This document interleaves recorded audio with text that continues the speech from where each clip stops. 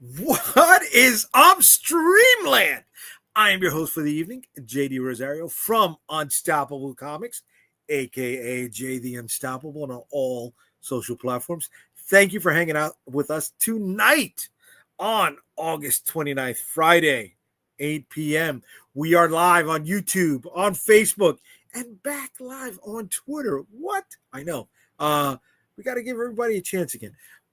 I've got a bunch of guys here tonight to talk to me, talk to you about some of the stuff that they liked in comics, more specifically, some of their favorite villains. I know you've got a list of villains that maybe you may not like, and you may not like the ones that we give, but we'll go over that in the comments. So let me start bringing people in before I blow any more of this intro. First up, terrible. Like, what was that intro? What was I don't know. I was like, I'm trying not to drink tonight. When I drink, I got the spice, I got the, I got the flow. Nothing is in me. We're just going water. I'm trying to get my Comic-Con body ready. Right. But what's up, brother? You just offered me whiskey, though. Yeah, at Comic-Con. Not before, bro. Come on, man. I got to get into ring shape. Introduce yourself, brother. For anybody I've gone all fuzzy again. Why does it keep switching? So Marvin Wynn from Comicsburg. Let me straighten this out. Yeah. My camera does that all the time. I don't know why it does. It happens, baby. It happens. Yeah, Comicsburg.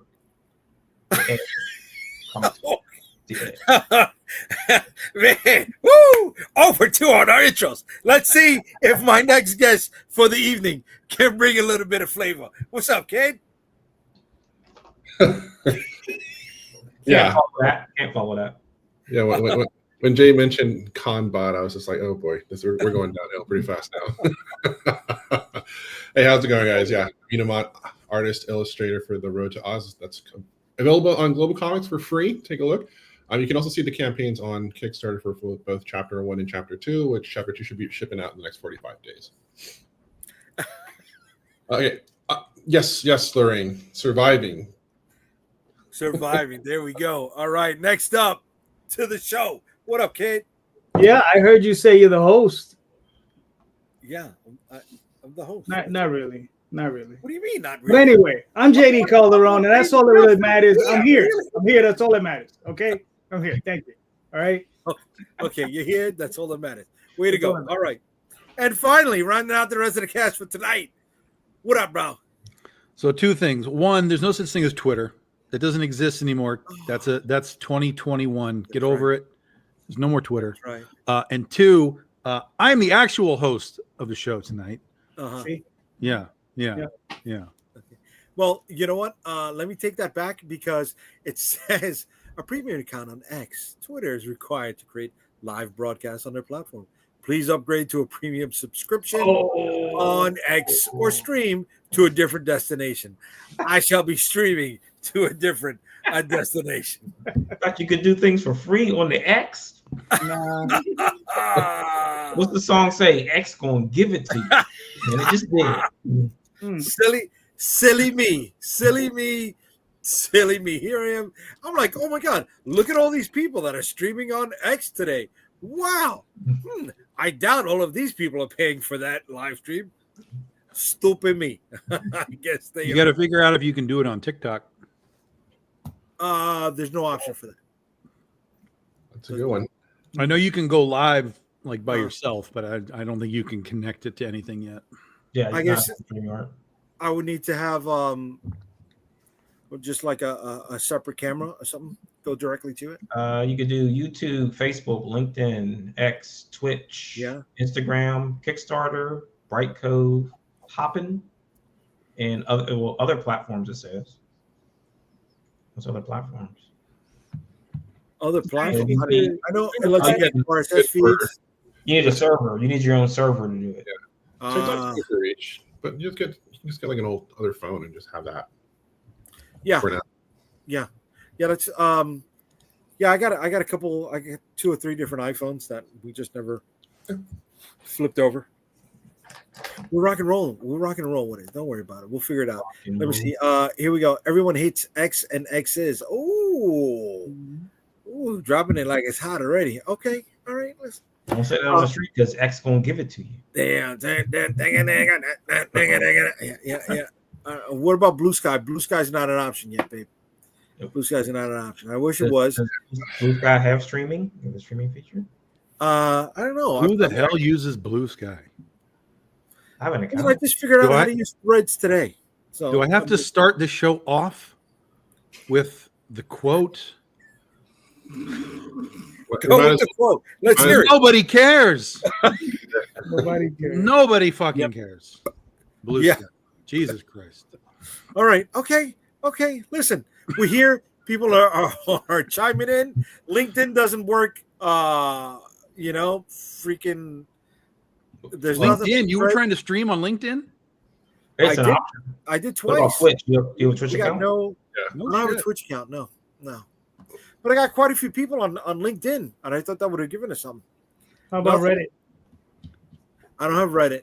I'm not surprised at all, since the same person hasn't yet to watch Breaking Bad yet. They still are talking about Twitter. So yeah. He's so 2018. Listen, I just started watching Dexter. All right. Well, no one told you to do that. Exactly. What? You have homework, my friend. I'm on the season with Edward James Olmos and Colin Hanks and No. Is it called Breaking Bad? Is it called Breaking Bad? it's not called Breaking Bad. There you go. The bad's not breaking. I'm telling you, the day that he watches Breaking Bad, we're going to see a whole. All right, let me ask That's this a question. that's a mental shift when you Yes. get through all, not just when you watch it, you have to get through it, and then that's when you have the mental shift. We're going to see a new day. Yeah. Definitely. Okay. Yeah. But is he a bad guy or is he a good guy? You watch it. You watch it. Is he a force of nature? Come on. You watch it. Help me out here. The He's beauty not story. exactly Godzilla. Isn't that the beauty story of not knowing, and then you kind of get into it, and then Yeah, it's better that you know as little as possible. Like if Yes. you understand the concept, he's the guy, he's got cancer, he's selling drugs. Like if you go into it with just sort of that bare bones knowledge, you will be in a much better place to absorb it all. Like it's a no hype situation when you're like, oh, wait till you get to season 4. Like, forget it. Just go in enjoy the ride. and yeah, exactly, because it is a ride. Okay. Here's a simple question: do you enjoy crime drama? Some of them, yes. Some of them, no. So there you Like go. I'm not a fan of the movie Scarface. It's not. Well, that's fine. Not- That's fine. No, this That's is fine. That's a particular taste. Sure. yeah. That's more specific over there. Mm-hmm. Yeah.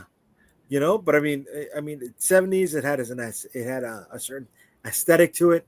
I'm not a Pacino fan. I don't like The Godfather. Okay. It's not. I mean, You don't like Pacino. that's a controversial Heat statement, Jay. is the top of that list, my friend. Heat. Oh yeah, That you like or you don't like. I love Heat. It's fantastic. Love that movie. Have you seen And I don't particularly like Scarface. I haven't really delved into the Godfather world yet. I have them, but I haven't really. I'm like you with freaking Breaking Bad. I haven't really done it yet. I'm aware of it. I've seen pieces of it, but I haven't okay, give me the Godfather now. I haven't done that. But Heat, like the first time I saw Heat in the theater, I was like, fucking hey, this is the stuff. Okay. The only thing I liked on Godfather was 2, the De Niro prequel moment, those 20 minutes. Mm-hmm. That's it. I can do away with the other 2 19 3/4. Yeah. Didn't do it for me at all. I like Goodfellas. I don't like Casino. That's fine. Well, they're the same movie. Yeah, pretty much. I enjoy both. I mean, they're the same movie. So you don't like Casino because it's the same movie that Goodfellas was. Yeah. My favorite part of Casino is in the beginning when they show the car blowing up, and you can tell that it's a dummy sitting in the car.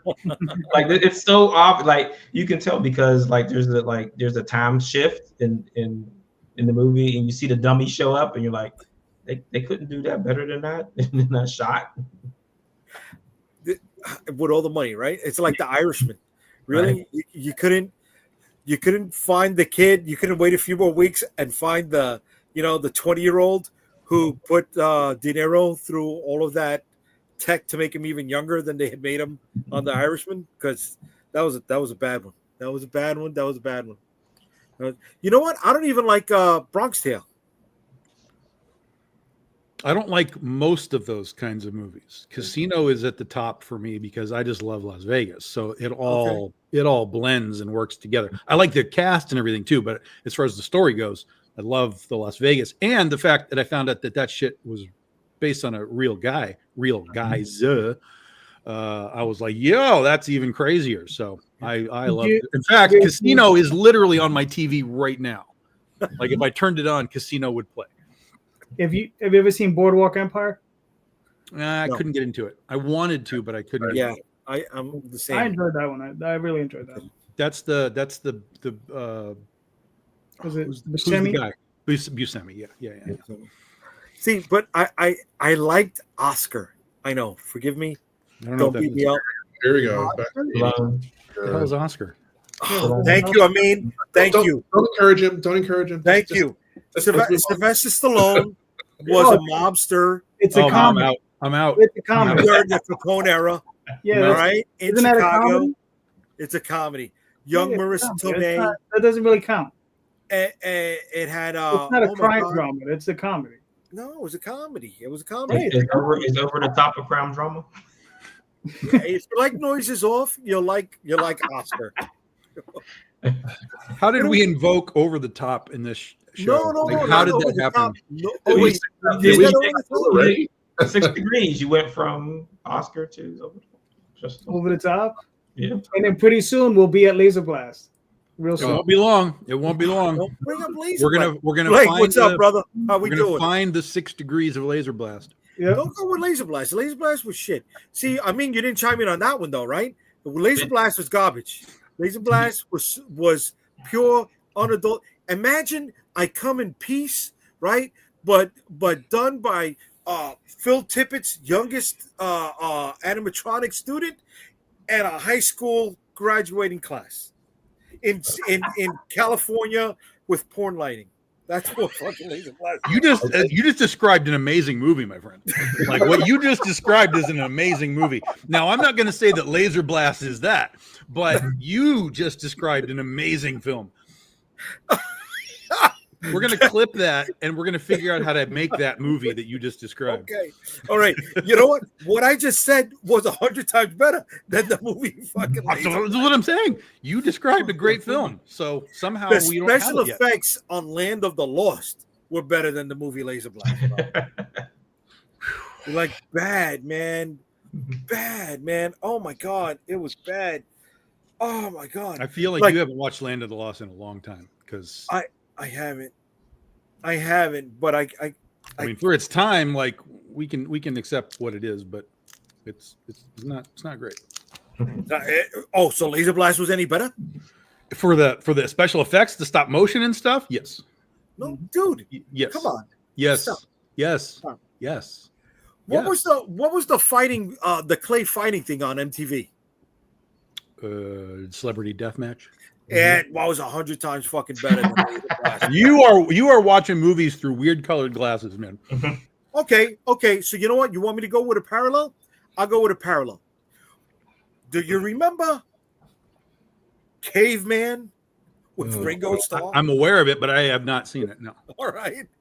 Caveman with Ringo Starr when the dinosaur came out and they fried its egg on a little mini geyser and it spun its eyes. That claymation stuff You're just upset was 100 times better than Laser Blast. that the stuff for Laser Blast was at the beginning and the end, and you had to watch the garbage in the middle to see the stuff that's actually worth watching, and that has tainted your view of the early and the end because the middle portion with the porn lighting is so hard to watch.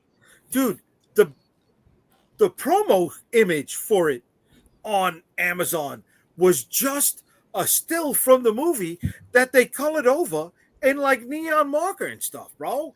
Come on. That has nothing to do with the movie. That's just the way that they chose to It put has a everything picture on it. It No, has it doesn't. everything to do with the production budget. No, It it was doesn't. garbage. No, it doesn't.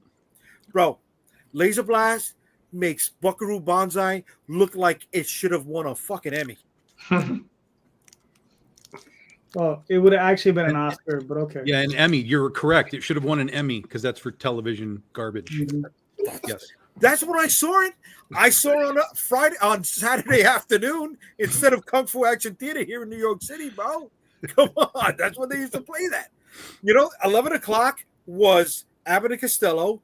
Then after that was all Kung The Fu. problem, Jay, is that you haven't seen Breaking Bad, so you don't understand the correlation to Laser Blast through the knowledge of Breaking Bad. It will change your understanding of everything. It will move you to a higher brain frequency once you've watched Breaking Bad. I never saw Breaking Bad, but I saw Breaking and Breaking 2 Electric Oh, Boogaloo. Joe. And that, my brother, That's the same room in Breaking Bad, in Breaking Boogaloo. That's the same room from the Nightmare on Elm Street where they flip it upside down. They use really? They use the same room. Yeah. That's right. Yeah. Oh, that's cool. That's cool. But the original and the sequel would put you on a totally different brain frequency as well, bro. No, I've already seen them. I've seen them. Don't- I've seen don't- them and Breaking Bad, so I'm really soaring. I don't know how we got less than 6 degree from Breaking Bad to Breaking and Breaking to Electric Boogaloo. That's Bro, just- ain't no stopping us. No stop. Come on. I hear the music in my head, bro. And then we go from Breaking to Electric Boogaloo to Revenge of the Ninja 3. No, you don't. Nobody does that. What's the connection in there? What's the bridge? The girl. She was the girl. She was the one that was possessed. She fought Shokazuki. Yo, Kazuki. Come on, kid. Come on, bro. Listen, we're all of the same age. Are you sure that you didn't do a little bit of that whiskey pre? See, that's what I need to do, so I can be, mellow, so I can be suave here. My theory is that if you do whiskey now before pre-convention, you'll end up watching Breaking Bad, and then you're gonna have a whole new. We're gonna do this all over again, and you're gonna be, I'm sorry. You were all right. I've had quite a few people trying to get me to watch. I was gonna say Electric Boogaloo, Breaking Bad for years, and I can't buy comics from Canada anymore. I'm sorry, bro. I'm sorry. Yeah. Yeah. Things. Oh shit. That's I'm gonna have problems fulfilling my international stuff, aren't I? No, it's them from them. It's From from them them to us, to us. not us to them. Coming Not us to to them? leaving is not a problem. It's coming in. Okay. Since most of the countries are stuff that send stuff, most of the time, anyways, those are the ones that you're going to start feeling a nice pinch. Damn. I used to get a great deal, but now no more. I hopefully you were using DCBS, right, to get that great deal. 35% tariffs. Damn. It's hard to tell if the show's going off the rails or if this was the expected track, bro. This is how we go. I mean, non sequiturs all night, baby. Here, You don't know, but there are no rails. There's no rails. No There's rails. no rails. There's All no right, rails. There's no Feel rails. your pain. It's a ghost train. But all right, look, what I was really trying to do was get into comic book villains, but we totally went. Comic Book Villains is a movie, by the way. It's a movie. It's a movie. Let me tell you why I know that's a movie. Okay. Because I'm in it, and it was filmed in the comic book shop that I owned. Oh, get out of here! Yeah. So so there's two comic book shops in the movie. I think it's called T&J's Comics and Fun or something. Okay. That store, which was owned by Michael Rappaport and Natasha Lyonne. I saw that movie. That's my store.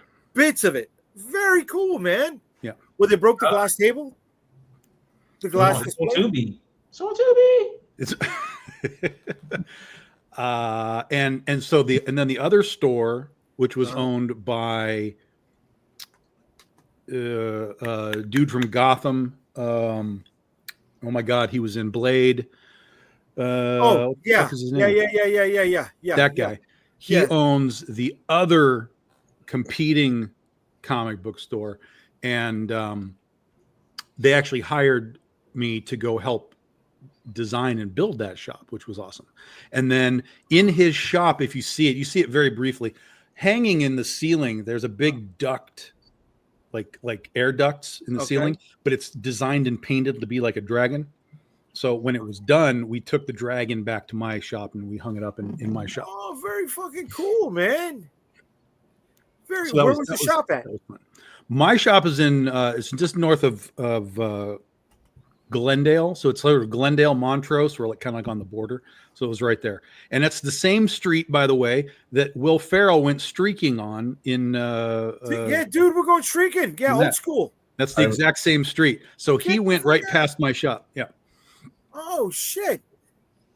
Look at that. Way to go. So if you watch the movie at the very beginning, when they're going into that first shop, there's a whole bunch of me on the cutting room floor. I didn't make it, but there's a couple of scenes where there's people walking into the store. You'll see a dude in like an orange shirt.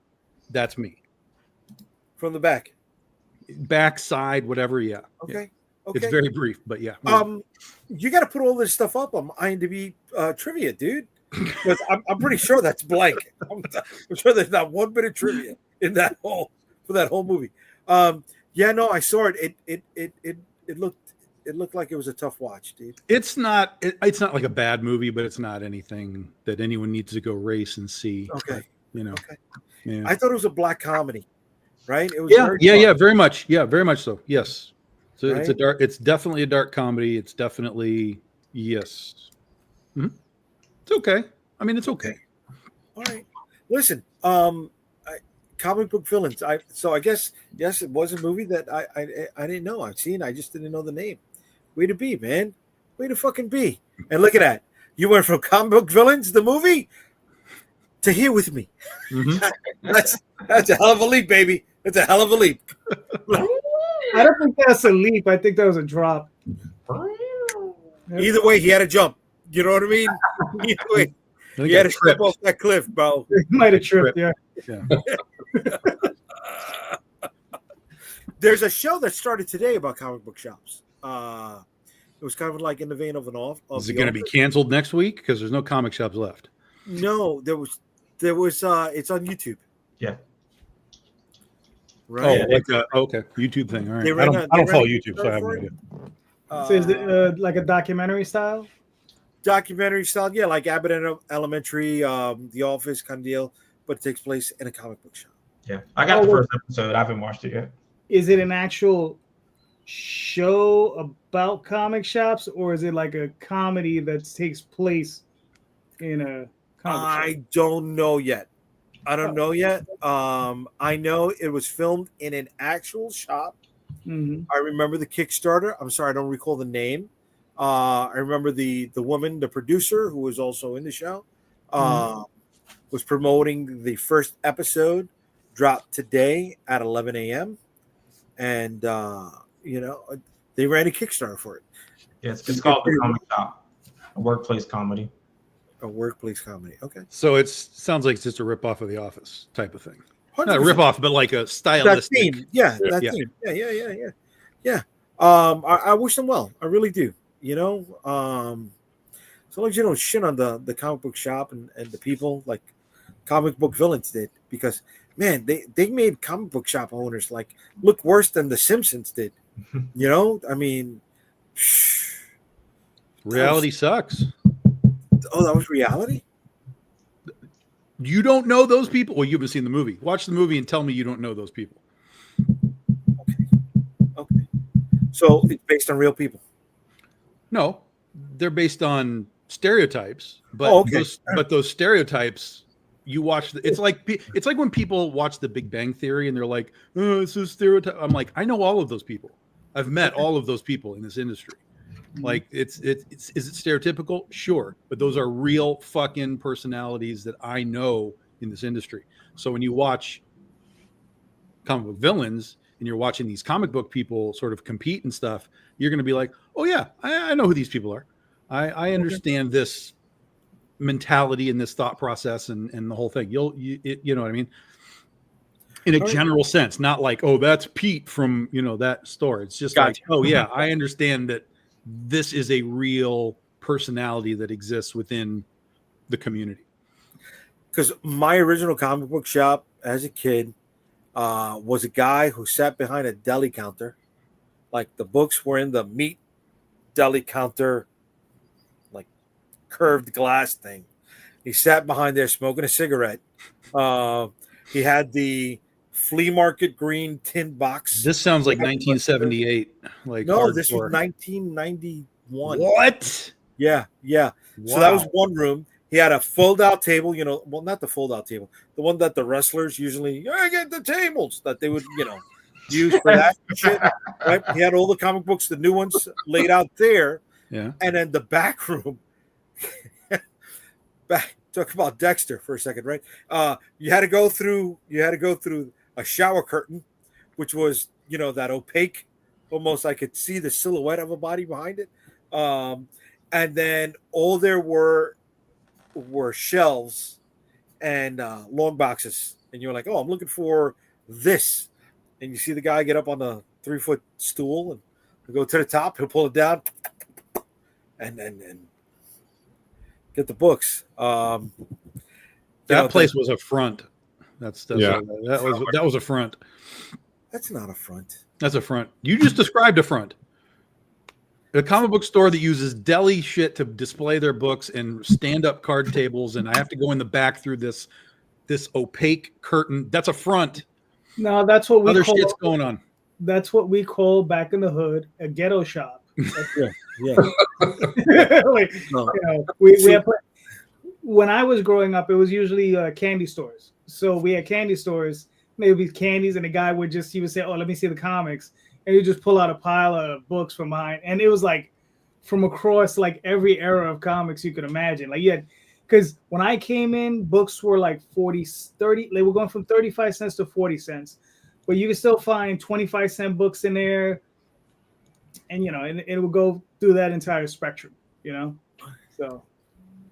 See, that's not a front. A front is if you've ever been to New York, anybody watching, if you've ever been to New York, a true front, in your face front, is the Korean gift shop luggage store.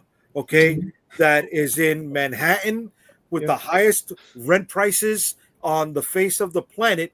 Yet they got a couple of Samsonites in the front, right outside the front door. That have some trinkets hanging in the back. That have the golden cat with the one arm that goes like this, right? A couple of bootleg toys, and they can fucking survive. Yeah, and they've been going out of business for like 20 years. Yeah, I know. I've seen that. You know how many of those cats that they sold? Like, that's the ultimate. You can sell 1 million of those a day, those cats, especially today. Those should be, you should be just putting those on Facebook right now, making one of those ads for like, buy my cat. You'll sell 1 million of these dumb things. That's the world we live in right now. The book going up and down. Yes. Yeah. That's fine. That's fine. Here we go. Lorraine, no, not every Italian restaurant. Oh, that one hurts. That one hurts. Wow. Calderon already has one. Holy shit. Look at you. Yeah.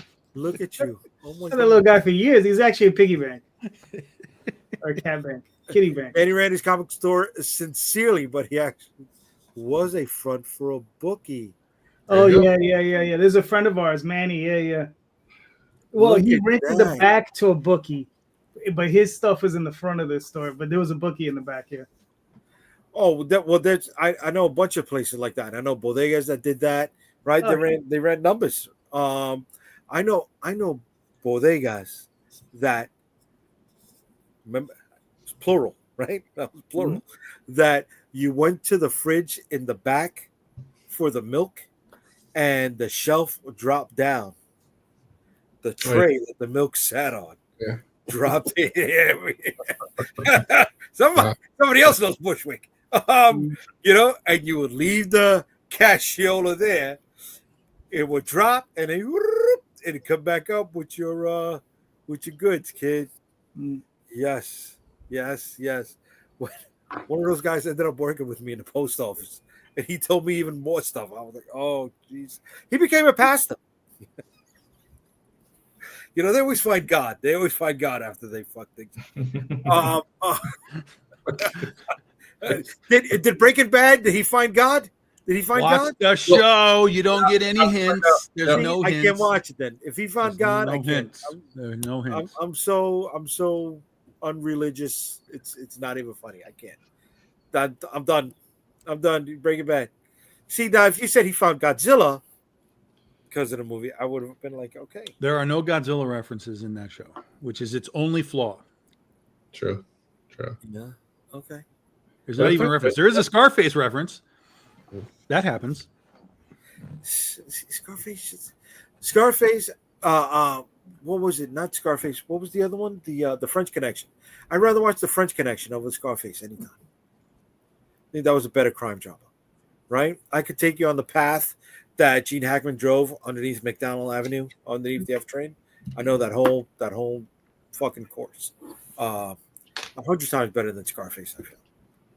You know, but crime dramas, what crime dramas don't have, and what got us back down into the movie section was comic book villains. So, all right, let's at least try to answer tonight's question. Kingpin's a crime drama villain. Okay, okay, That's a good one, actually. Yeah. all right. But we see one of your favorites. No, No, at no point. okay, At no point. all right. I was never Daredevil and those kind of guys. That was not my comic book reading. Marvin? Friend of mine was all about Daredevil. I never understood it. Well, the person beside you is all about Daredevil. He loved that. He loved that version. Well, Frank Miller's run, for sure. Yeah. Okay.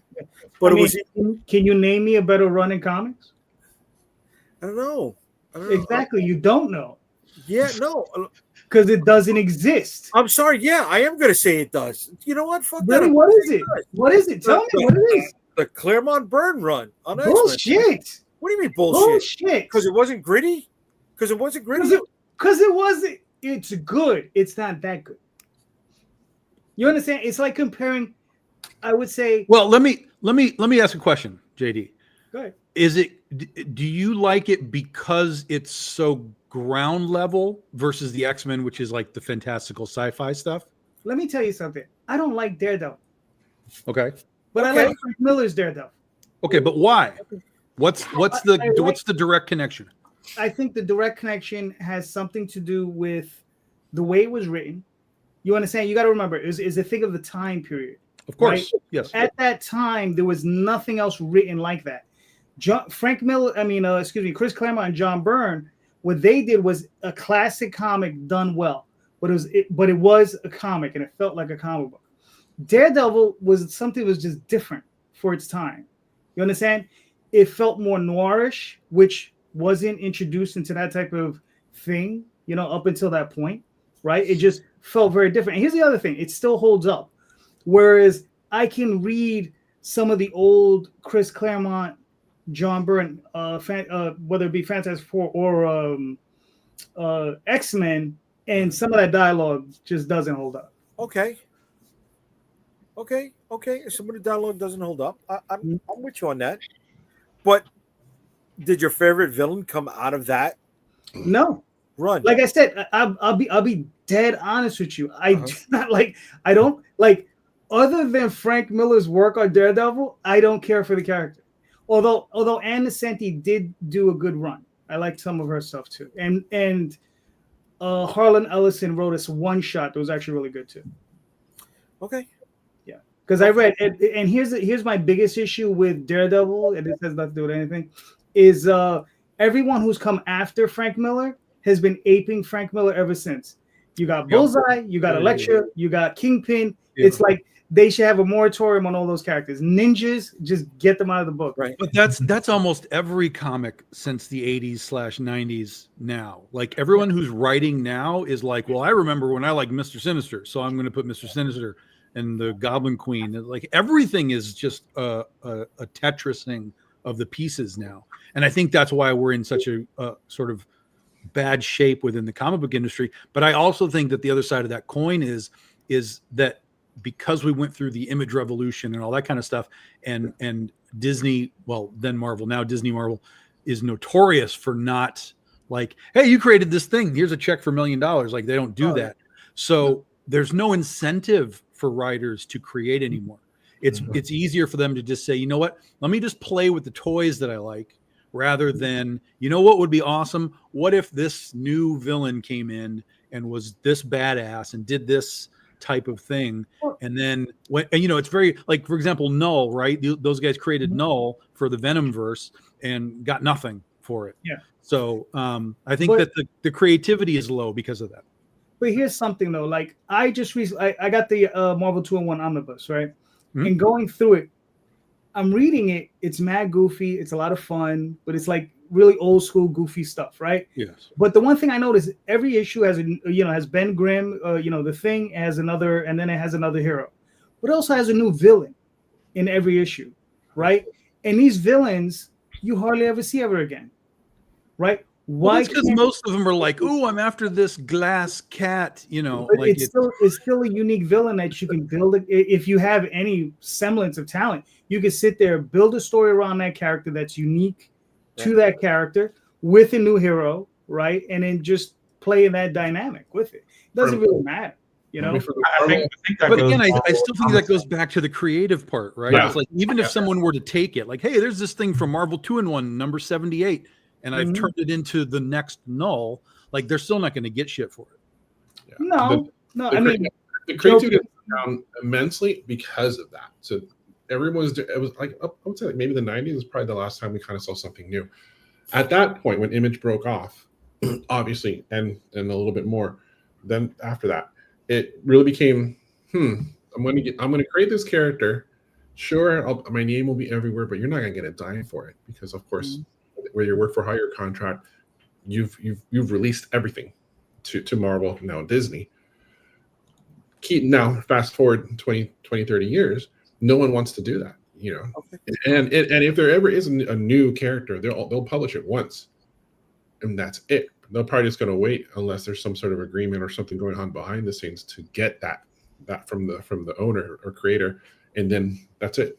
Here's a little check for $50. Goodbye. Yeah. Which is why we're seeing what we're seeing. We're seeing regurgitations of everything that we grew up, and even back some, because that's all they have. When we don't have any big new Marvel superheroes. So maybe Deadpool, it's the most recent. Past up to today, we don't. For that same reason, you wouldn't go into any company and be like, here, grab my $1 million idea, and yeah, I'll be key with like a little credit footnote in the contract. Yeah. You would never do that. So that's why you have a lot of variations. That's why there's like 8 Spider-Man. Yeah. 8. Yeah. There were 8. There were 8 in the 80s almost. I mean, now there's 1,000 of them. It's how many can we possibly make? Well, now they just did a not Spider Girl. There's another female Spider. After Spider Boy, there's another a female Spider like Spider Boy. Well, there was Araña in the early 2000s. No, there's another one. Another one. Yeah. There's a new Spider Girl. Yeah. Okay. Yeah, but they're just digging through that, especially, and Disney's been notorious for that. So they're digging through that IP that they have. We're not paying anybody anything else for the stuff. It's the reason why they own the Ultraverse characters. They'll never see the light of day again because they're like, nope. And this is why they're on Age of Apocalypse for like the 4th time. Yeah. Yeah, it's whatever brings money. They just gave Savage Rogue a mini series. Like, I know. I got all 4 issues, and I got. Mark! The 3-pack. Mark, I got the 3-pack San Diego Comic-Con set. So super fucking Mark. But to Tom's point, Joe Casey is really the one that made Deadpool. Like, Rob Liefeld created the character, but Joe Casey is the one that made him what he is that we know. Yes. And the fact that he doesn't see a dime from that. Right. And he can't even say at least he's the creator of Deadpool, because he's not. But he made what Deadpool is to us now. Deadpool was a flatline character that he reinvigorated. And this is my point, right? Like you just said, go into these 2-in-1s, pick a villain out, reinvigorate it, and make something awesome out of it, and then get nothing. Yep. Yeah.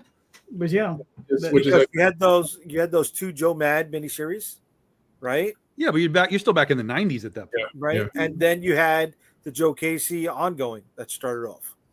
Yeah. Joe Casey Joe Casey started the Merc with the Mouth. He started with the what do they call it? The fourth wall breaking stuff. Right. Like he just changed the way the Deadpool worked, Mhm. and that's the Deadpool that we have now. But to Calderon's point,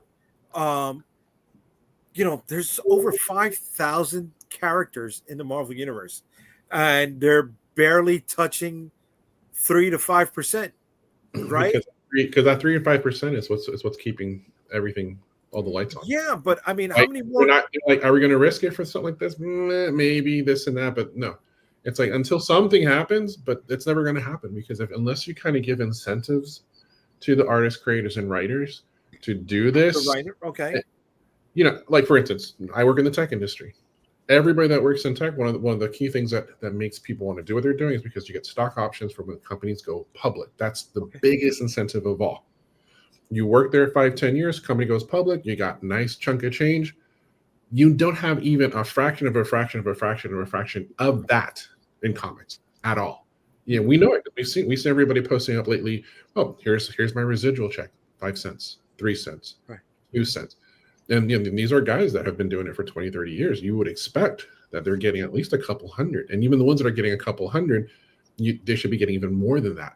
Yet, on the Hollywood side, all of those actors, they get nice bonuses, even if they're auditioning. If they really want you, and you have a good agent, you're getting paid just for audition. Oh, I didn't get the role, but I still got money. They're still getting more money than the creators that spent 20, 30 years to get to that point.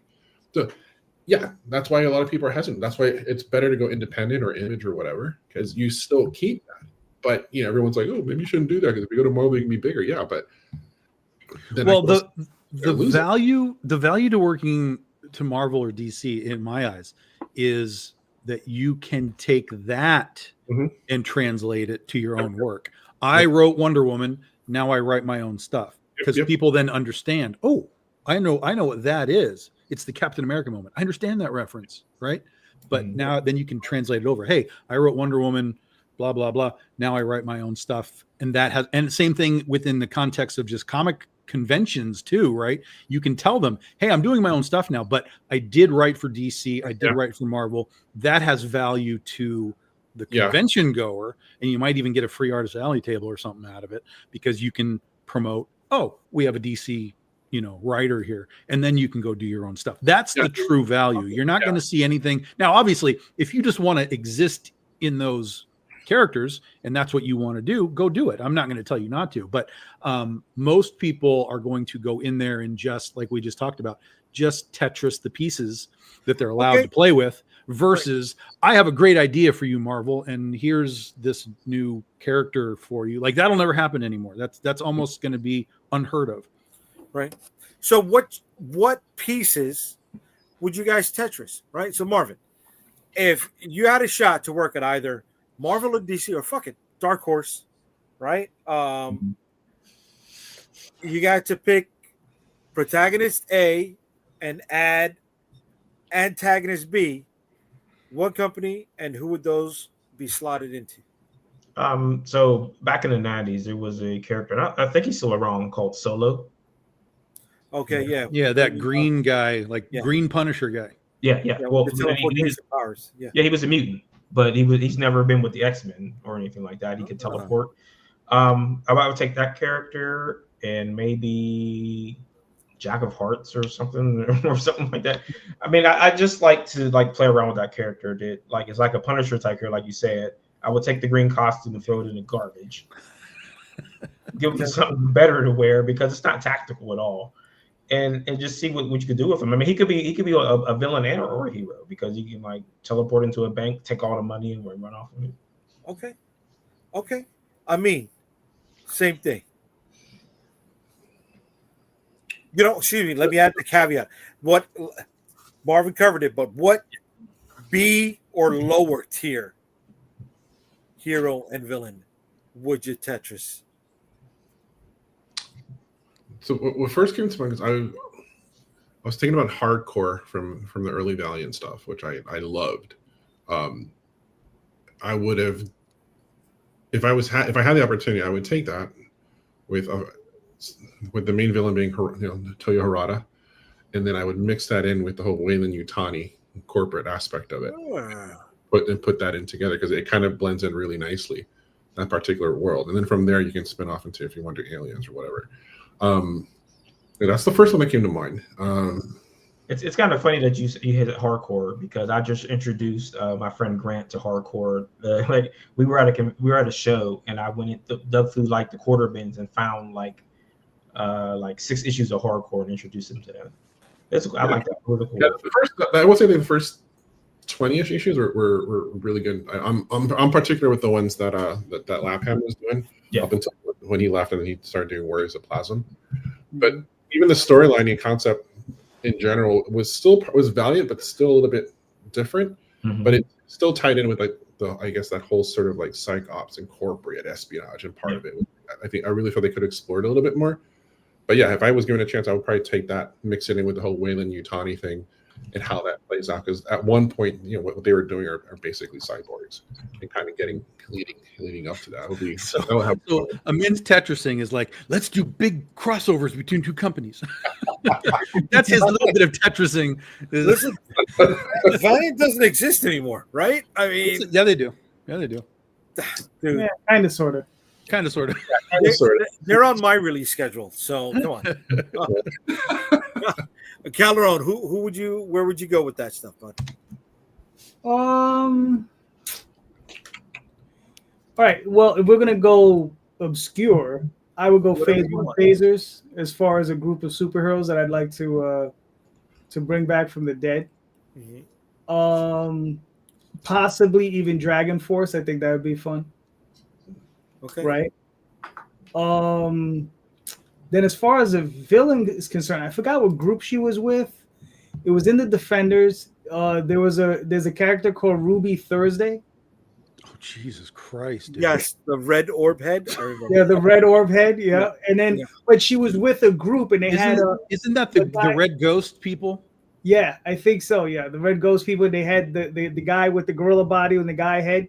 Yep, and the doctor's jacket. Yeah, I remember that. Yeah.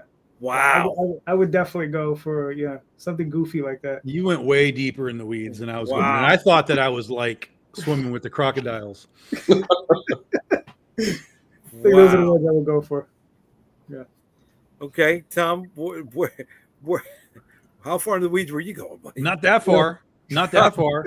But there's always been 2 things that I've liked that are sort of on the outskirts of stuff for Marvel.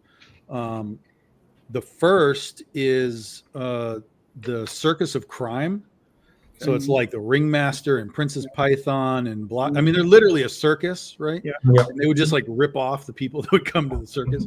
So I'm like, where the fuck are those guys in 2025? Like, how do you have a Circus of Crime in that context in 2025? It doesn't work. Nobody has money that you can just like pick up, the stands and shake the money out of them anymore. Like it's a completely different world. Well, could you imagine if they were cyber criminals and they were like, hey, thanks for spoiling the story, JD. That's the whole point is like you have this Circus of Crime where they were physically robbing banks and robbing people and shit. And now they're like, what the fuck do we do now? And so they've modified themselves to have to do that sort of thing. They have to become a technologically adept sort of group of people.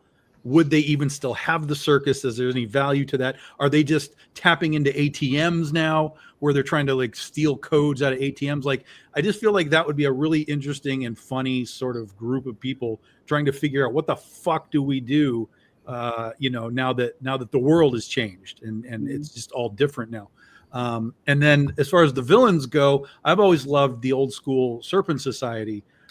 From the 80s.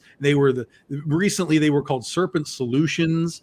Like they were literally like being hired by people like the Kingpin and stuff to do crazy shit, so whatever Serpent Solutions is. But I've always loved the Snake guys in all of their weird incarnations. And so I'd like to figure out, how to mess around with those dudes. Okay. I like that. But I mean, like Circus of Crime, right? Like Princess Python's like the fuck do I do? Make an OnlyFans? Like that's what she would do, right? And she'd be like, let me get the snake out. You know, What do you say that? You know what I mean? William comes up with the the abbreviation for Circus of Crime. Mm-hmm. You just call it's called it cock. You just call it cock. You picked up the latest issue of Cock today. let me put Cock on my pull list. That's good. Oh, I'm sorry. I want it. Okay. You pulling cock too, JD? Pulling cock. Pulling cock. I would have gone with Scourge, the Marvel Scourge, make it a villain book. Or excuse me, from the antagonist perspective. And he's hunting the incursions, right? He's hunting like the Ultraverse people that were supposed to be in the Marvel Universe, but never got a chance to make it big. And we see how he popped them off.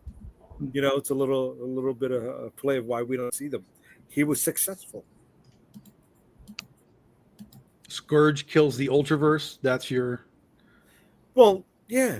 Why not? That's your thing. Why not, dude? Have we ever had anything where the villain was successful in an ongoing series? Yeah, his name is Kingpin. As the lead character? Well, he's not the lead character. He always becomes a mayor in New York, manages to destroy Daredevil's house, reveal who he is for the 50th time. You know. No, I get. See, all right. You know what? Let me throw a little perspective on this. I hate the fucking multiverse. I really do. I'm tired of it. I never thought they should have used it at all in MCU. I think it's used too callously in everything else. So cavalierly callous. I don't give a fuck. Listen. I'm not right. I'm not right. It's okay. Don't worry about it. You know. I just don't like it. And if we got something like the bad guy taking out the fucking good guys who really couldn't hang here, then I think that would have made for an interesting book. Right? You're elevating the bottom guys. You are.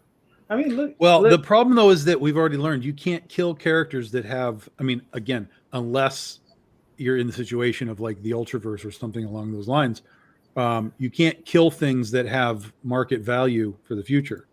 Mm-hmm. So, right. I mean, now you can, but then they're back in 6 months. You know, they killed off Damian Wayne and he was back in 6 months. Like, who cares anymore? You know what I mean? Jay, nobody fucking cares, right? Nobody fucking cares. This is the problem with deaths. And this is one of the really hard things with comics. Two things, really. One, if someone dies, they're not dead. They are coming back.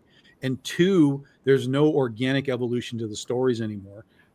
Everything has to just stay pretty much status quo. And, all you can do anymore is add another Spider-Man or add another Bat person or add another super person. That's all you can do in these places. Because there's no one's getting older over time and like aging out. Like there's just nothing. That's why I'm really so just bummed out on a lot of this stuff, and I just can't read it because it's like, where the fuck does this stuff go? I mean, maybe I'm alone on this stuff because I used to love like issue 200, 210, 211, 212. Like I loved the organic storytelling that was happening, and then once we started just rebooting and retconning every 12 issues. It just kind of felt like I don't know what I'm doing anymore. I don't know why I need to care about this if it's just going to swap out later. I got one for you. Did anybody read or hear about what happened in the Spider-Man Wolverine book? You mean back in the old days, Spider-Man Wolverine? Oh, the most recent book. Oh, I don't even know that exists. So no. Yes. So they have kind of pushed that Wolverine was responsible for the death of his parents. He was there. Fucking who cares? No one cares. They retconned that to have him be there when nobody cares, Marvin. Like I'm looking like this is like you really can't move forward in the story. You keep going back and adding Like they added Kamala Khan to Giant Sass X-Men. So you're just rebooting your whole entire universe with the like just adding elements to it because you can't move forward. Right. Yeah, it's like ask yourself what's if I was an editor and someone pitched me that, I'd be like, what's the value in that? What is the forward value of saying that Wolverine killed Spider-Man's parents? What is the forward value? There is none, because you're talking about shit that doesn't matter anymore. It's completely irrelevant. You might as well have him been the brother of the guy who killed Uncle Ben. At least you'd be a little bit closer to having some value, right? Yeah. But no, it's just everything is just so flatlined. It's why I did enjoy things along the way. There are blips of time that I was like, that was cool. Like I liked Blackest Night. I thought Blackest Night was a very cool idea with the zombie, the black rings and the zombie guys, and dead people came back, but they were zombified stuff. I was like, this is clearly just like a zombie story. But you know, the way that they did it, I was like, this is really cool. And then they were like, oh, and now it's brightest light and we all have white rings. I'm like, nope, fuck, you killed all of this. You destroyed everything that you did that was good for Blackest Night. Is now destroyed by making everybody white knights or whatever they are. Holy shit, this is terrible. So there are like these moments, these little blips of time, but man, they are so few and far between for me. It's ridiculous. Yeah. Well, you know, I mean, that's why we got to move on to the stuff that we're doing. I'm sorry. I may seem like not even that what we're doing. There is stuff that other people are doing outside of the mainstream that works and is good, you know. But I mean, you know, we're talking about Marvel and like if you're going to tell me like what do we want to use, you know, I didn't think anyone would bring up a Valiant character. Like that's pretty crazy because we're all like deep in, you know, we came from Marvel and DC. Yeah. So I kind of feel like if we were like, oh, I want to write something, like we'd go back into Marvel and DC. But that's I think that's the disappointing part is that we're not. I don't think any of us here are actively buying much in the way of Marvel or DC. Is that accurate? Yeah. Does anybody have? Yeah, I only buy pending the artist and sure. That's it. The only thing that I'm buying from Marvel right now is these Godzilla books, and they are wildly up and down in quality. Like I'll read one and be like, this is fucking great, and then the next one's like, yo, that should not be on the market. So they're doing for Tron Ares, they're doing Tron covers for some of the Marvel books. Of course. The covers are terrible. They're awful. Like the art is terrible. Like as terrible as those Frank Miller covers? Almost as bad. It's just not like it's not the kind of things you would expect to be coming from the House of Ideas. Yeah, I mean their movie adaptations post 80s have just been and even in the 80s we weren't sure that they were great. Well, no, these are just covers of Marvel characters looking as like Tron people. Yeah. Which, by the way, they did that already for that stupid Matt Fraction thing. The Worthy, they all just looked like they had Tron on them all over the place. Yeah, and can I comment on the whole Frank Miller covers? Yeah, go ahead. Don't mind. Now, the only thing I'll tell you is this. Think of any one book that Frank Miller did a cover for recently that you didn't like, right? Think of the title, right? Like he did a Wolverine one, right? Yeah. I was one right there. Go ahead. Okay. Do you remember anybody else's cover from that book? Okay. Well, no, but I'll tell you why, JD. Do you want to know why? Because they don't promote anybody else's fucking book. Right. They don't tell you, hey, here's the 5 covers and look at the Frank Miller one. They go, look at this piece of shit. And so it gets put into our brain. When I see them in Bleeding Cool, they'll show you all 5 covers. The only one anybody ever talks about is a Frank Miller one. Yeah. Right. But I'm only seeing it from a social media standpoint. Right. But I'm saying when they release it as news, though, you get all the covers, and social media only picks on Frank Miller. Now, why is that? You're right. Well, I'll tell you why. Because it's shit. Well, but the thing is, though, is what is the thought process behind it? The thought process is, why does this exist? Because it's shit. No. Were the other 4 covers bad? The other 4 covers, I guarantee you, were just good covers. Okay. They were not spectacular. They were just good. Yeah. You understand? Whereas Frank Miller, I think, has figured out that he could draw it like this, piss everybody off, and still keep his name in the public. Let me take you different. He's JD, trying to let me be a take you lightning back. rod. Let me take you back to my theory, okay? Mm-hmm. And because I think you're completely right. I think you're 100% right. And this goes all the way back to All-Star Batman, where I believe he trolled the entire industry and said, Yeah. let me show you how bad I can do something, and everyone will still buy it. Now, granted, he had Jim Lee attached to that. That's not going to hurt your sales. But that book is so objectively, horribly written in every possible way. Yeah, I can And the believe it. only thing that, and we all talked about it. Why is this such a piece of shit? Why is this terrible? Oh, by the way, I'm still buying it because of Jim Lee's art.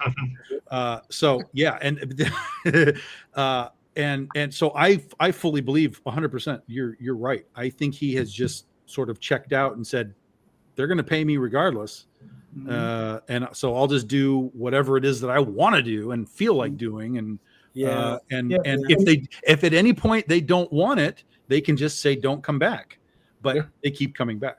Because someone had commented, back for more.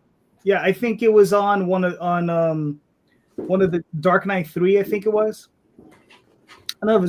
I think 3 was done by Grompa, but I think it was 2. It was one of the one. I think it was number 2. No, it was 3 where he was going through his Liam Neeson phase. I don't know. I don't remember, but they had said that if you were to see Frank Miller's notes where he was drawing in the notes, you would see him. He drew it in a style that it was like something from way back when, from like when he was doing like Daredevil and stuff like that, and they look great. But the thing is, the way he drew the book wasn't like that, and it was an actual choice he's making. It's not like, this is not something he's doing because he sucks. This is a decision he's making. He's taking it up on purpose. Yeah, no, I believe it. I believe it. He's doing the own art. Yeah, because listen, no one can draw that Wonder Woman cover with the girl on her back and be like, man, I really like this. No one can draw it and like that cover. But he made the decision. Multiple things happened. He made the decision to do it. Someone at editorial said, this is fucking great. And then someone else decided to go ahead and send it to print. So there's clearly a chain of command that is massively flawed. But no one at Marvel is going to be like, Frank, can you fix that stuff? No one at DC is going to be, can you give us the old stuff? They're just going to be like, Frank, thank you so much for that. Appreciate it. Send it off, I guess.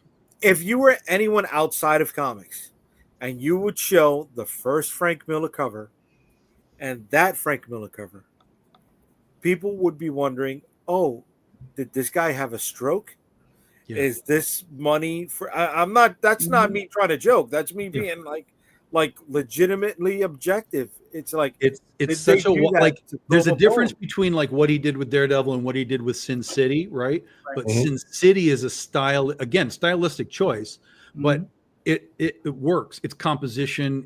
Sin City works, and then you take that and you elevate that. You move it to what he's doing now, and it's just like what's going on. That's objectively not good anymore. Yeah. But you know what's objectively good? Oh boy. You like that. You like that. Hell of a segue. Well, it sucks really, but I'll take. Listen, I'm not getting paid for this. I'm spending money here. But here we go. We got Marvin. He's going to be launching his action figure finally tomorrow. What time, brother? Oh, damn. 5 p.m. Well, the live stream starts at 5. I'll be launching it somewhere between 5 and 6. Okay. Cool. Way to fucking be, dude. You want to tell us a little bit about it quick? I don't. You can just scroll and look at it for yourself. No, I'm just kidding. So after, what has it been now? 4 years now? Prep and back and forth and a lot. So we're finally going to launch this Kickstarter. And I want everyone's money. So give me all your money. Hey, listen, there's something to be said about honesty. Well, the good news is that the cost of the figure, despite the tariffs, has not gone up any. So good. That's good news. Good. So and how big is the figure? This is 1/18 scale, so 3 3/4, like your original. Well, not your original. Your 1980s GI Joe figures. Okay. So we'll have prints. We'll have trading cards. We've got Army Builder figures. Very cool. They're up here. No, they're on. You have to wait till the Kickstarter. Oh, launch. okay. Wait, Jay. Wait. No. Listen, sure. We- I really like that sculpt, dude. That's a Yeah, we fucking added some new cards to it. So this figure has 2 heads, one without sunglasses, one with the sunglasses. He's got five pairs of hands, 4 pairs of hands, 4 pairs of hands, 2 guns, and the guns do fit in the holster, his back holsters. Yeah, right there. Look at that. That's nice. Very cool. Yeah, the original figure did have, the original character did have the leg holsters, but when we changed the uniform, we wanted to do something different. Like you don't see a lot of characters using back holsters. Okay. And we're working with our buddies at Spantix. We did a special cover for them. That's the casino cover. So the whole story with the one shot that's including with the figure takes place in the casino called the Wildfire Casino. Okay. So there's a guy in the casino that's got some information. And I probably talked about this before. It's very similar to if you've seen the movie Smoking Aces. It's very similar to that movie. Okay. Way to be, brother. Way to be. The link for that is right here in the comments. Hope you check it out, and I hope you are there at 5 when he's getting ready to go live with the Edge Blaine action figure. All right. This is not Series 1. You want to tell anybody?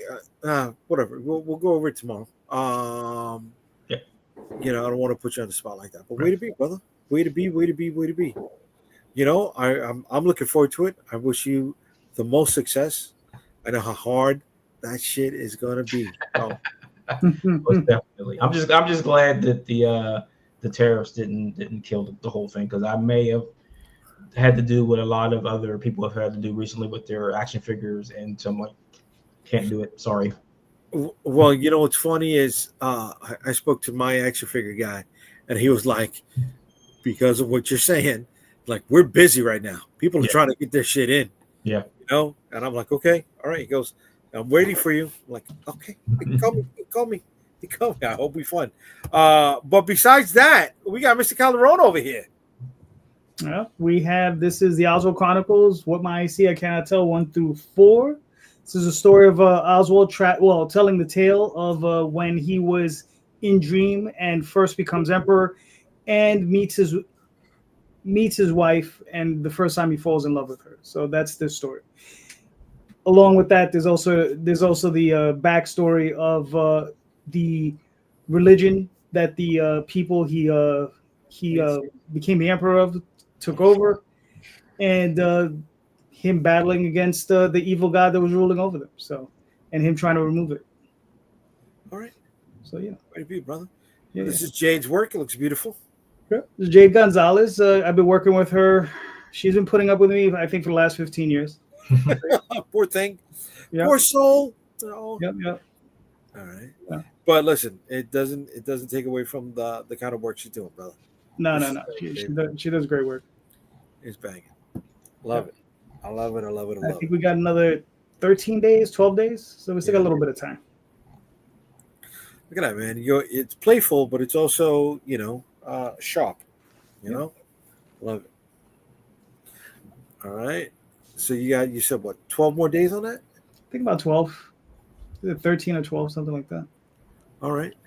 Well, look at that. I got you a backer. Look at that. That's the JD bump, baby. Yeah. Much appreciated to that person, whoever that was. Yeah. Boy. It was me. It was me all along. This is what we were talking about earlier. Listen, regardless of whether it was him or not, I still brought the bump. Okay, it happened right now. But for anybody else, the link is right here in the comments, folks. So now, Calderon, you got to go back Rosario's with that $10 and just keep the $10 moving. This will go back to Marvin tomorrow. You got that. Oh, yeah, right. Yes. Let's go back to Marvin tomorrow. Now, next up, over on Global Comics. Here we go. We got the Road to Oz. I mean, you want to tell us about it, brother? Yeah, this is the first of 4, which is free to read on Global Comics right now. And this is pretty much the story of how Saving Oz failed. In this particular chapter, we talk about how the hell and why is Scarecrow in Kansas? And then we go over sort of the consequences, or at least why that happened. Second chapter probably be out sometime after New York Comic Con. At that point, maybe, hopefully, we'll see.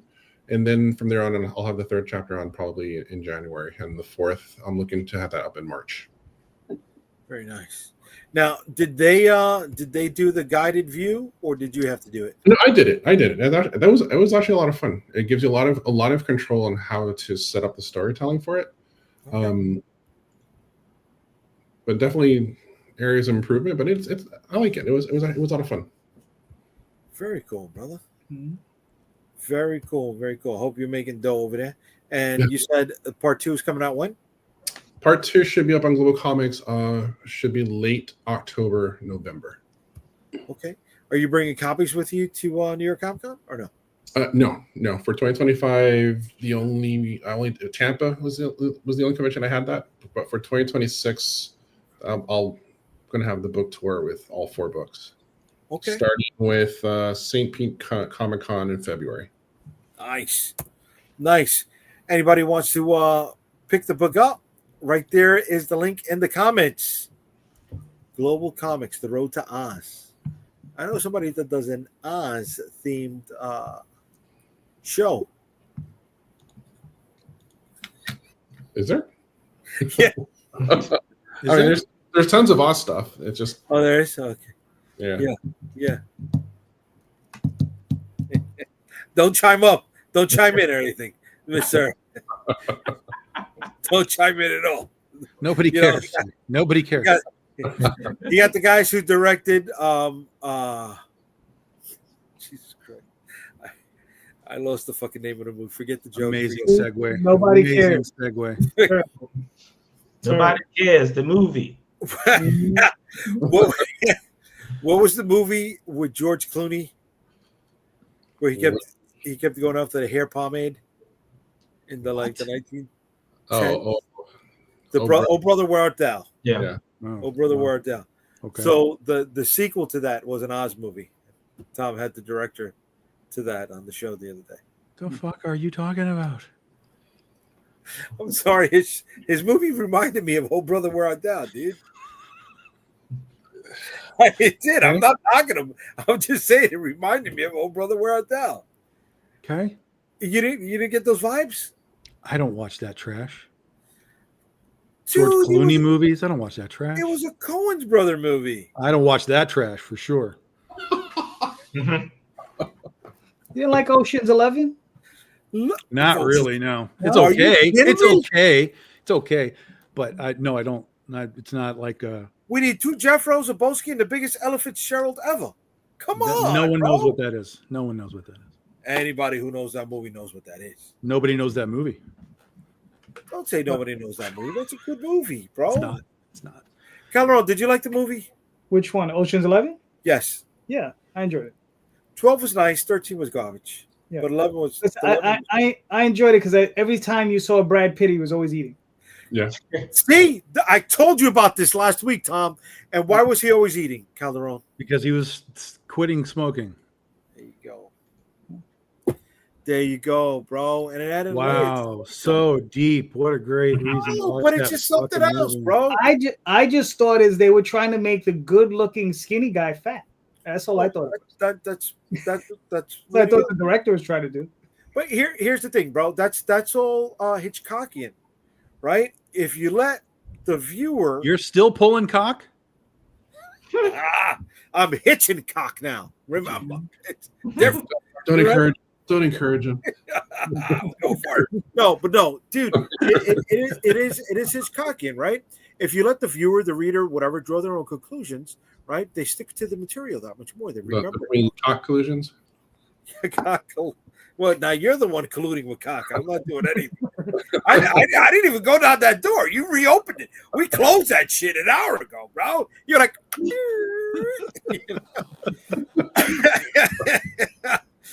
but here we go. We got Tom he is going to be. Oh wait, no. Did you send it to me, Tom? No, there's no pre-link. I don't Why do that not, shit. I dude? don't do that shit. Come on, I bro. don't do that shit. You go live what time tomorrow? Not tomorrow, Wednesday. Oh, I thought it was tomorrow. No, Wednesday. Ah, come Wednesday on. night. Wednesday night. Why night. Wednesday night? Wednesday night. Because that's when I decided. And I'm the boss. Last And week you decided Saturday. Yeah, and then I changed my mind. What a huevo head. Okay. What a huevo head. All right. Here we go. Somebody who's not because Laser Blast takes place on a Wednesday. No. It takes place on a Wednesday. Listen. With You the had cock to open it storyline, up. that door's been closed. Okay, we closed that door. We closed the Laser Blast door. We closed the COC door. Whether it's hitch or pull, it's closed. All We're right. going to downward spiral of the 80s. Oh boy. Get ready. Somebody who's not downward spiraling is Calderon's other book. Yeah, this is Dreamweavers. Yeah. So there's issues 1 and 2. This is a book I did. This was like one of the first books I'd ever done. It was done in '92. It was myself and Matt Lunsford, my partner. We put a new fresh coat of paint on it. I relettered the entire book, remastered it. We actually got it in color now. The originals were in black and white. These are the 2 covers that appeared on the 2 original books that we did back in '92. We lost Jay. Did you see that? We lost Jay. What'd you do to yourself, bro? I was on the other screen, and somehow. Okay. Anyways, go ahead. Shoot. All right. So yeah, like I was saying, this is a book I'd done back in '92 with Matt. And we're just trying right now. We'd already done 3 issues of it, plus a one-shot parody book, and it's about 4 kids. When they go to sleep, they wake up at night as their role-playing game characters, and these characters are interdimensional beings, and they're fighting an alien invasion. And the lady that we see on all these covers is named Magique, and she is one of the demons that they're fighting against, and she just happens to be really sexy, so we put her on all the covers. There you go. And then the Dreamweavers are in there. They're also named. It's weird. The book is named Dreamweavers. The group is named the Mystics, but they're. But it was because there were supposed to be different groups of Dreamweavers. That's what it was originally. Gotcha. Yeah. Okay, and she's Magique. So she's Magique. Yeah. Is she your favorite comic book villain? I mean, I can't no. I mean, no, because even for my own stuff, no. I have other villains that I have more of a interest for. Although she is a great character though, because eventually she ends up being destroyed by one of the other characters. Spoilers. Oh yeah, well, she's a demon. She comes back.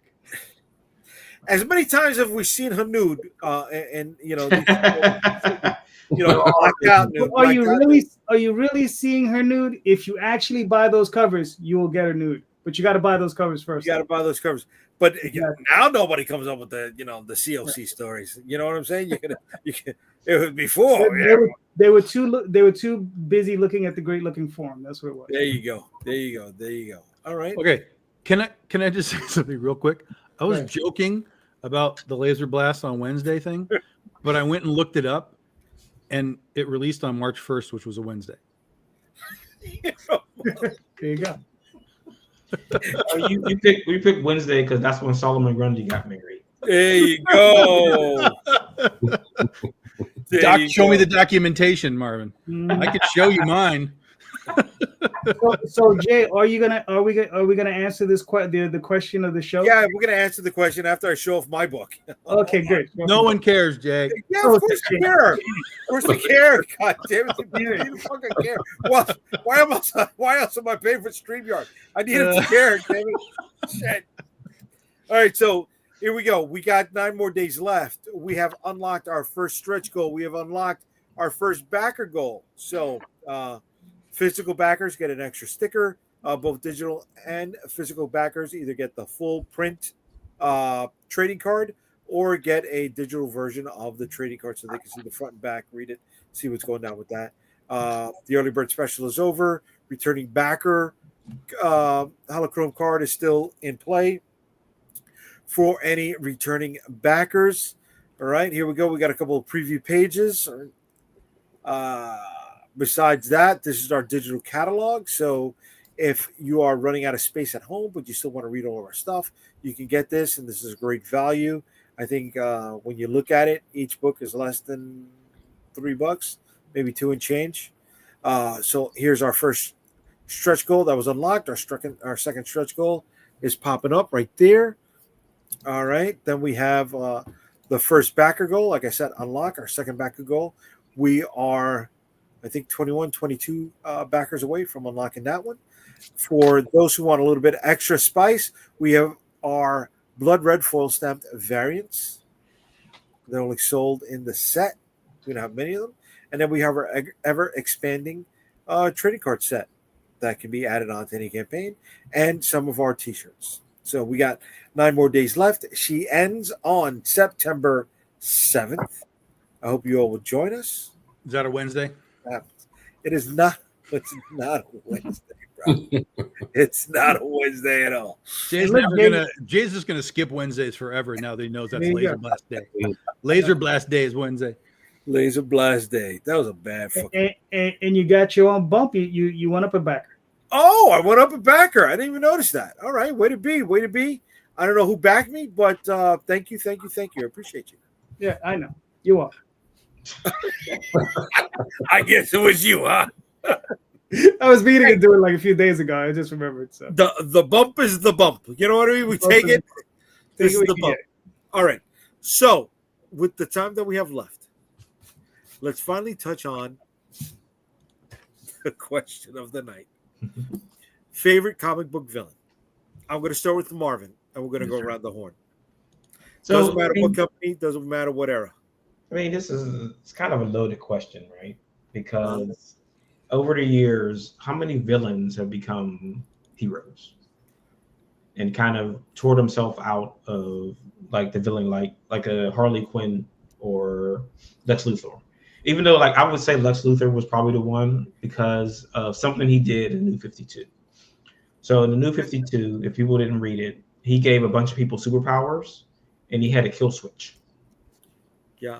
So he waited till they were doing something. They were flying. They were in battles, turned their powers off. And all you seen were like people who were flying, falling from the sky. And then people who were fighting other like villains with powers getting the hell beat out of them and getting killed. So I think that's one of the evilest things like most of these villains would do. So that's what Lex Luthor would be. If I wish they wouldn't have made him a hero to these couple people. I'm with that. I like that. All right. I mean, I would say Ozymandias from Watchmen. Oh. Yeah. Okay. But even as smart as he was, his ego and pride got the best of him. But still, great character. Just for the Watchmen, not for the other stuff that they did afterwards. It's don't read that. That's yeah. But yeah, that's one of my favorite ones. All right, I'm with that. Calderon. Baron Karza from the Micronauts. You love the obscure, baby. Okay, why? Well, in the comic, he was a scientist, and what he does was he creates like perfect people, right? And he's trying to replace everybody. Okay. You know. Okay. So he's using eugenics to basically replace everything. Okay. You know? Okay. All right. Tom, what do you got?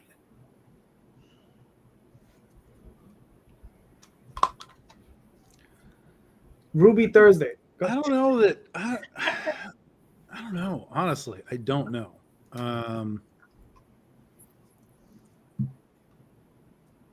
Particularly if the rules are they can't really have become a good guy at some point, like Marvin has imparted upon us. There's plenty of bad guys that have switched places, you know. But you know, I'd probably say Megatron. Megatron. You know, right. Megatron is pretty consistent as the bad guy, as the fuck all y'all, and take on anyone, anywhere, anytime. Even in the Marvel comics, he dropped the Dinobots by himself. Now, Shockwave snuck up on him, of course, but he was also out of fuel. He was out of fuel at that point. But even when Megatron did lose to Shockwave eventually, that still turned back around, and Megatron took power again. So, yeah, I'd say Megatron. All right. Megatron became an Autobot. Became an Autobot? Yes. In what, this fucking stupid Robert Kirkman world? Well, no, it was actually before that, but yeah, he was an Autobot. But the Energon universe stuff. The Dreamwave? Yes. Yes. Yeah. Okay. All right. Damn. Okay. I mean, if you think about it, so if you say like Megatron, then I know what somewhat is Cobra Commander too, because they were very similar characters. They always were like they had someone always trying to usurp their power, like. They always had the usurper power. I think the only difference would be that Cobra Commander's plans were always fucked. Like he would always fuck himself. Right. You know what I mean? Whereas Megatron, generally he'll lose because his other people are just fucking around.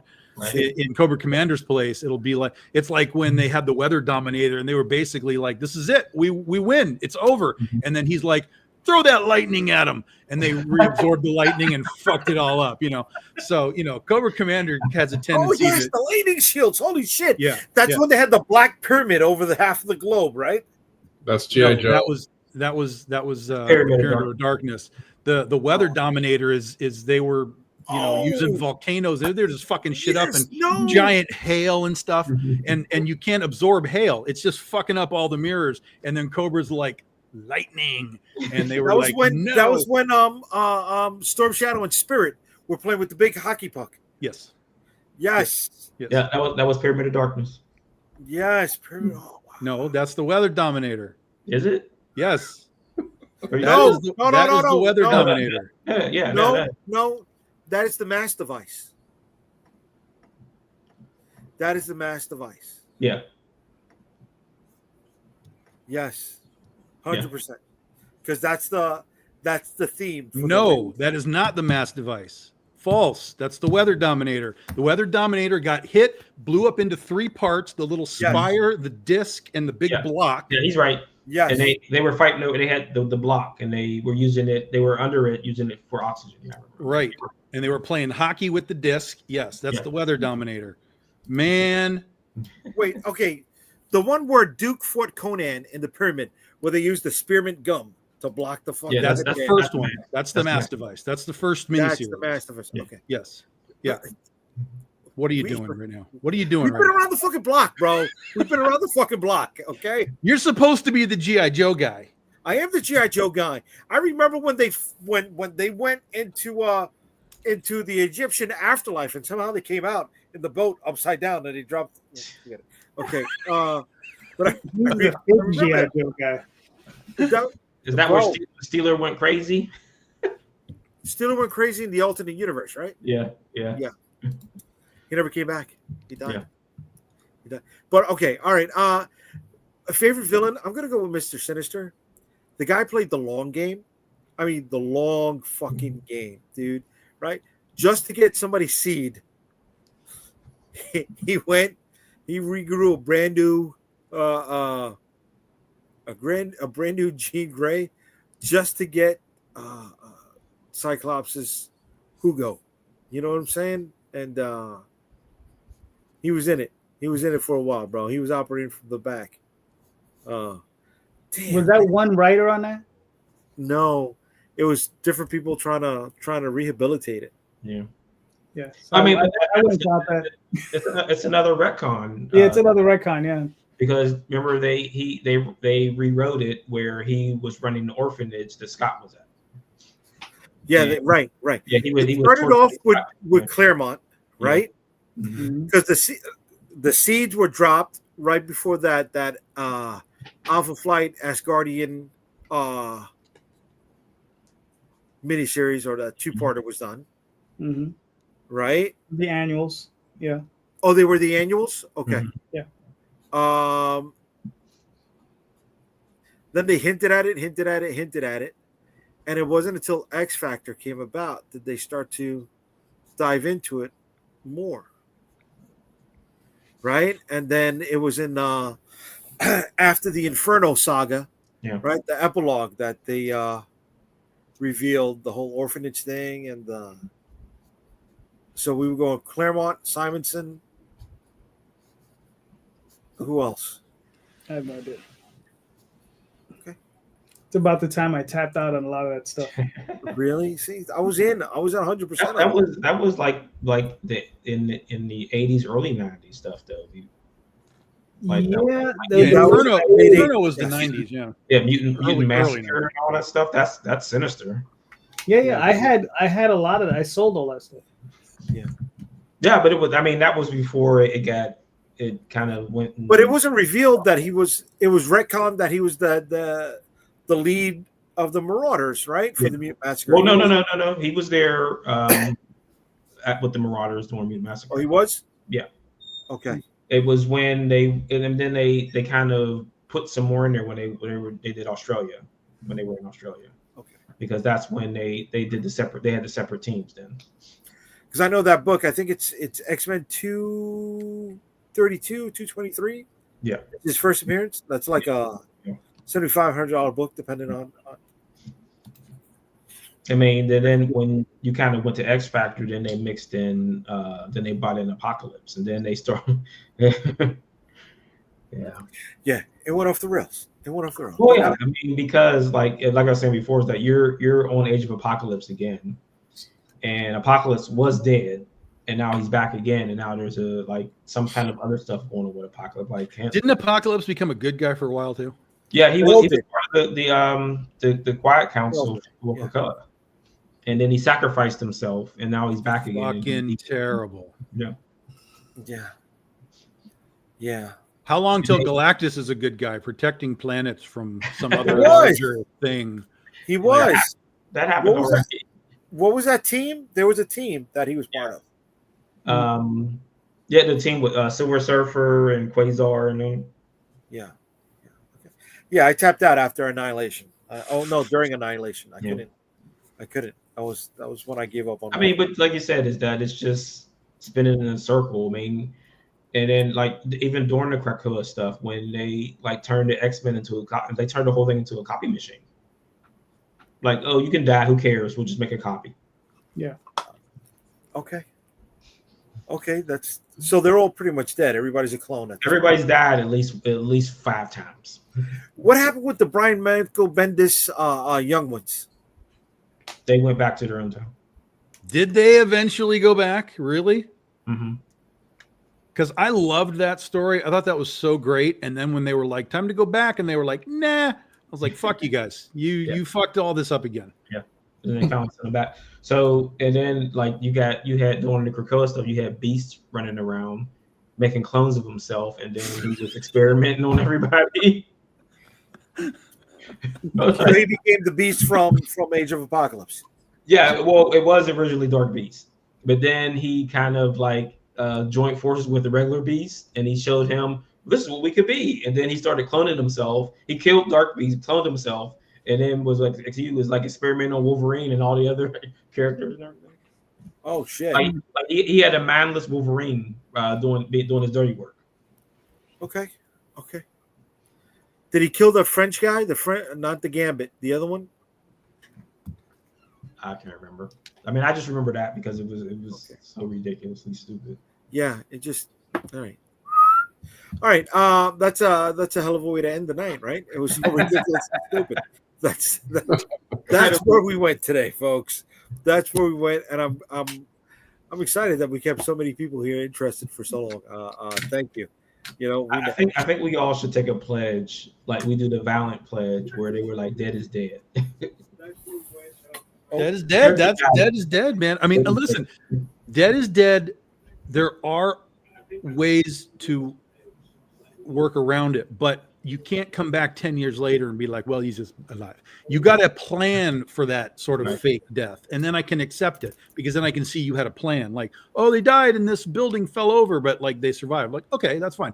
But like, oh, I was obliterated by beams and you saw me scattered into the star. Like, no, you're dead. You're gone. Like, so you're just talking about Jean Grey right now, right?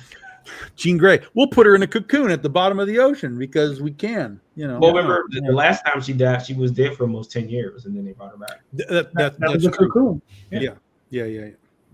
Wait, we're talking about the Grant Morrison death, right? Yes. Okay. Yeah. Not a Grant Morrison fan. I'm not. I don't know. It's just too much for me, dude. Animal Man was actually pretty good. Animal Man was good. I liked his early Justice League. His early JLA. I thought it was okay. The White Martian stuff, I liked it. Okay. I think the only thing he ever wrote that I liked was the first half of All-Star Superman. Mm-hmm. I didn't really. The second half kind of went weird, but see, I'm not a Frank Wiley fan. First half worked. Frank, I like, but I understand why people don't like him, and I don't like him in everything. I think he misses as much as he hits, but okay, yeah. You got to tell you that's where that is where David Corenswet's suit came from. By the way, that baggy, oversized thing that's where that came from. Yeah, but you have to see Frank in person to understand why his characters look the way they do. Why? Because he looks just like his characters, bro. Oh. Okay. Yeah. It's funny you say that.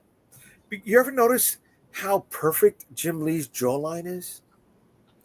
No, I can't say I have. Straight edge. No. And it's like that's his design. How many hours a day do you stare at Jim Lee's jawline? Oh man, he's beautiful, bro. Mm-hmm. That's what I figured. Beautiful. That's where the COC conversation came in from earlier. This is where it came from. Wow, you guys keep on opening up that door. I'm not the one opening up that door, bro. Yeah. You know what I'm saying, bro? That's what. I think your door was already opened. Negative, doctor. Negative. All right, negative. Yeah, I'll play the bit, but no.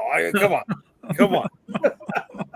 We closed off the bit, bro. We shut it down a while ago. The first revisit had a little hint. It was like, okay, all right. This one was just left. But no, listen, we're gonna get out of here. We hit the hour and 30 mark. I want to thank everybody who was watching us tonight on Facebook, on YouTube, on Facebook, because we couldn't do Twitter again. So I want to thank everyone who was hanging out with us there. And appreciate all the comments. I hope you had a good time. And before we get out of here, let's start letting people know where they can find you. Calderon. All right. Well, Facebook, Twitter, Instagram, all those different places. YalzoChronicles.com, TallTalesOnline.com. Most importantly, on Kickstarter for Dreamweavers and Yalzo Chronicles. And this Sunday night, we'll be back with Tom, Jay, Marvin. We need to find a retailer. I mean, you have to let me know when you're available. We need a retailer? Why do we need a retailer? Are we doing something specific? No. I said Marvin. Yeah, that's a different show. Oh, for the other show. Yeah. Okay. Yeah. All right. Okay. All right. So thank you, everybody. Oh, excuse me. You said that. Tom, let everybody know where to find you, bud. Everybody knows. It says right there. Right there. BigDogInc.com. It says right there. They see it. They see it. And then on next Wednesday, there you go. Now they can see it. Now they can see Beautiful. Right there. I don't know how this works over there. It's right there. BigDogInc.com, guys. BigDogInc.com. And then on Wednesday, Laser Blast Day, we launched Legend of Oz Omnibus on Laser Blast Day. Next Wednesday, we'll do it about 8 o'clock Eastern time, Wednesday night. And then in October, we'll be celebrating sort of our official big 15-year anniversary with the BD 15 anthology, as well as our Who's Who book that we've been working on for years and years and years. It is finally ready to go. So we'll have our sort of Who's Who in the Big Dog Inc. universe book to go along with the BDI 15 anthology. How many pages is that? So the BD 15 anthology is three 10-page stories, and then we'll have stretch goals to add like some pinups and stuff into it. And then the Who's Who book is 32 pages. Nice. Okay. Way to go on that. It's called Who's Who? It's called the BD Index. Okay. Very clever. Mm-hmm. Clever. Tom, we should go after the Laser Blast franchise, though. Already done it, my friend. Already Really? talking to Full Moon. Oh, okay. Really? Yeah. Oh, good luck. Okay. If you can pull it off, buddy. You better be the first backer. Yeah. I don't know. I don't know if I want to be, bro. I don't know if I want to be. But I mean, you want to let everybody know where they can find you, bro. Yeah, you can find the Road to Oz on Global Comics, Instagram, Facebook. You can find me, Amin Amat, on Facebook, Instagram, TikTok, pretty much everything here and there. Yeah, just look it up. Amin Road to Oz, and you'll find sorts of stuff. If you want to meet me in person, you want me to get a free drawing, I will be at New York Comic Con on Friday at 3 p.m. at the Panico Press booth. Pass on by. I'll sign your comics, give you a nice little sketch and drawing, and then yeah, you can go sell it on eBay and give me a portion of the profit. eBay. Nice. Marvin. Where can they find you? Marvin is over here. Oh, comicsburg.com, theedge.com. Tomorrow, 5 p.m. Eastern time, back here on the tube. So be there or be square. My man. You can find me at unstoppablecomics.com on Fridays here, most times, the most inconsistent comic book live stream on YouTube with Comic Book Streamland. On Sundays, most times, with Calderon down there in the bottom with Indie Comics Explained. And for one more week, on Kickstarter, The Dead Princess, Vicky Sticks. Thank you, everybody. Appreciate the time you gave us. Have a good night. Later.